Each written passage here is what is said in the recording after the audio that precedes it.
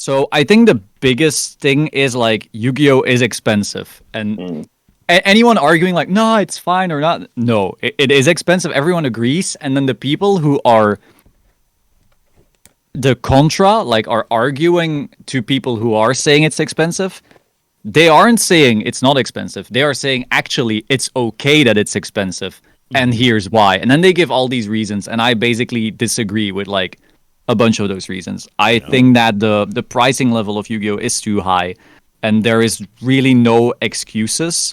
But on the other hand, I do think Konami knows that, and it's like gradually improving here and there. And if we can keep it on that track of gradual improvement, I'm all for that.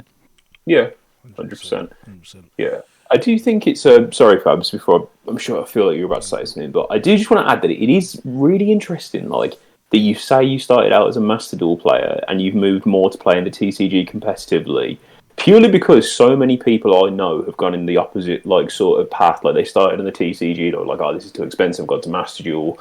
I just thought it was really interesting how you'd done sort of the opposite, and I thought that would probably would have been part of the reason why you would have wanted to make that video and get that topic out there. Correct me if I'm wrong, but For me, again, when I do something, I get very obsessive. And so to me, it's just like, I want to get better, and I want to get better, and I want to compete, and I want to show people I'm better than them.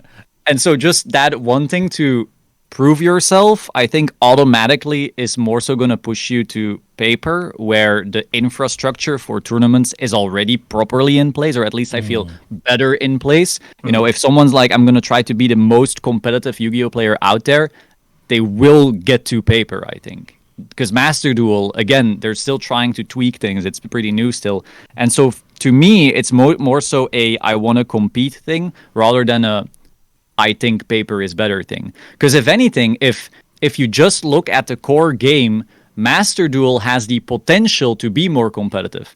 Because if they properly worked out everything, you know, if they made it TCG, which is a dream everyone has and probably isn't happening, but if they made it TCG and best of 3, and they fixed some of the things that a lot of people complain about, Master Duel does not have the time rule issue.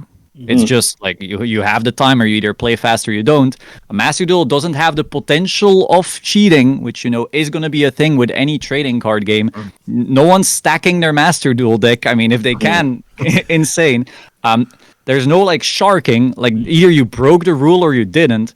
So there's so many things that a digital client doesn't have in terms of issues that it has the potential to be so much more competitive. It's just that the infrastructure around it isn't particularly ready yet for that to be the case. And so that's why I think I gravitate more towards paper rather than Master Duel. And it does, and the price is like quote unquote irrelevant. But that's mostly because I've been competitive in other card games, and so I know that it's going to be, you know, big bucks. And so then I just deal with it. I'm not happy about it, but it's just like, if I want to compete, I'm going to have to spend the money. Yeah. Sort of is what it is, right? Yeah, sadly. And I really like that take, actually, because I've never thought of it from that part. But yeah, really, if you look at Master Duel, I mean, there's huge potential for an event. Like, even, there was this guy called, his name was like Jeebus Kazan or something. He used to run tournaments, rogue tournaments on the Yu-Gi-Oh subreddit. And so the way it would work is like, if you guys have done it, it's like, there's like a specific ban list for rogue decks and blah, blah, blah. But the main point of it is that when you wanted to do a match, you could have a choice between doing it on DB or doing it on Edo Pro. And I remember at the time, it's like, even doing something as simple as playing someone, because at this time I didn't really play on DB, but as a new player, even my willingness to play in those tournaments was heavily influenced by the fact that I could play on Edo Pro, as opposed to that I didn't have to go on DB, because Edo Pro is just easy to use. Like, the only thing I really say that Edo Pro doesn't have that DB has is, like, in DB you can roll back stuff if you make a mistake.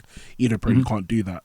But it's like, even that little extra thing was enough to get me more interested. And it's like, when you pull it out to Master Duel again, it's like, if you wanted to get into Yu-Gi-Oh! And you wanted to get into it seriously as a competitive player, but like you're right at the beginning, I feel like that would be a really big like incentive almost. It'd be like, yeah, I really want to do this, and it's free, quote unquote free, and all this kind of stuff. Yeah, I suppose even going back to TCG, like in the COVID times, you had the PPG dueling book clubs, you had MBT doing his quarantine. I can't think of what they were called, but they were very sort of very frequent. So. Yeah.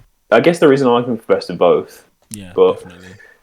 yeah, But I'd also agree that the prices are yeah. I also saw some very very suspect arguments and opinions, and I always think it's interesting when I see some of them because I feel like, and that's another reason why. So like, yeah, I also watched that video, and one reason I really liked your video because sometimes I do feel like it's a bit disingenuous. People make these arguments, like the one that always like gets on my nerves is the whole kind of like, oh, Yu-Gi-Oh's barely expensive. Back in my day, it cost Yeah. it's like, what are you chatting about, bro? Like, yes, okay, cool, Dark Armed and all of that was super expensive, but how is that relevant to what we're talking about now?